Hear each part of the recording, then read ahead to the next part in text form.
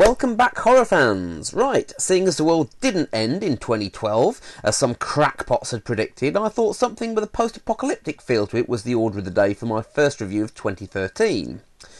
So, for my first review of the year, sit back and enjoy the ride as we rev up the old Landmaster vehicles and prepare to go for a leisurely drive all the way through Damnation Alley. Set a couple of years after a nuclear war, the film focuses on a small band of survivors, including notable TV actors George Peppard, Jan-Michael Vincent and Paul Winfield, who were stationed at a remote military outpost out in the desert. When an accidental explosion rips through the complex, killing everyone inside, the group is subsequently forced to abandon the base.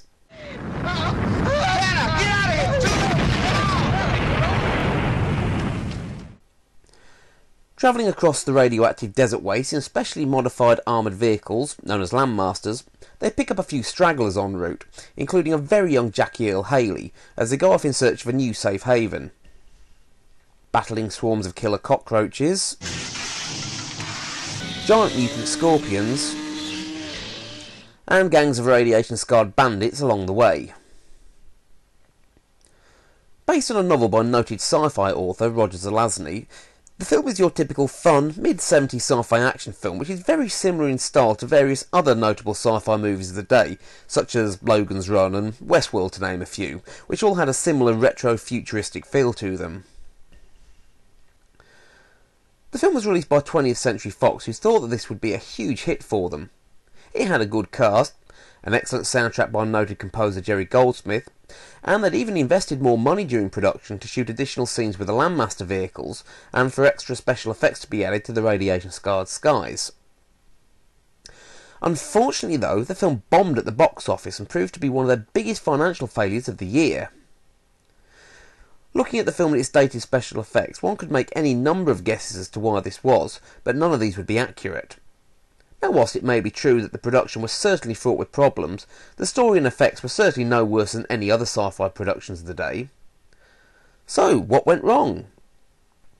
Well, the film was released in 1977, the same year that 20th Century Fox also released another sci-fi film. Yes, unfortunately the film came out in the wake of Star Wars, which was wiping out all other films at the box office and changed the face of sci-fi productions overnight. As a result, films like this were just no longer in vogue anymore. Now this was kind of ironic given the fact that 20th Century Fox actually thought that Damnation Alley was going to be one of their films of the year and figured that Star Wars was going to be a major flop, hence why they sunk so much money into this one, whilst at the same time had repeatedly threatened to pull the plug on George Lucas's project. Guess he had the last laugh there. Now the film did have a limited release on home video in the early 80s, but disappeared again soon after, so it was pretty hard to come by for a good many years. It was shown on TV occasionally, which is where I first saw it, but unless you were fortunate enough to catch it, then you were pretty much stuck. It still went on to garner something of a cult following though, mainly because of the unusual looking Landmaster vehicles in it, with their rotating tri-wheel axles, which the sci-fi fans loved. The film has finally found its way onto DVD, and there is a UK disc out there, but the best version to go for at present appears to be the US disc from Shout Factory, as this comes packed with a stack of special features which aren't on any other release. Now obviously the film looks very dated now, and these days can be viewed more as a campy curiosity piece than a serious sci-fi film. However, it's still great fun, even though the effects are a bit hokey by today's standards, so if you like early 70s sci-fi films or cheesy post-apocalyptic movies, then this one's definitely worth a watch, and I would definitely advise you guys to check this one out.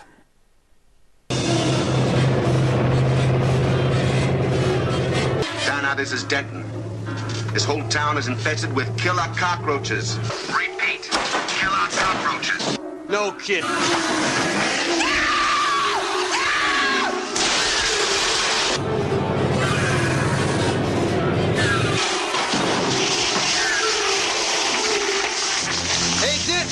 We're on the top floor of Gregory's department store. We're going out the window. There's some kind of a parking lot across the way.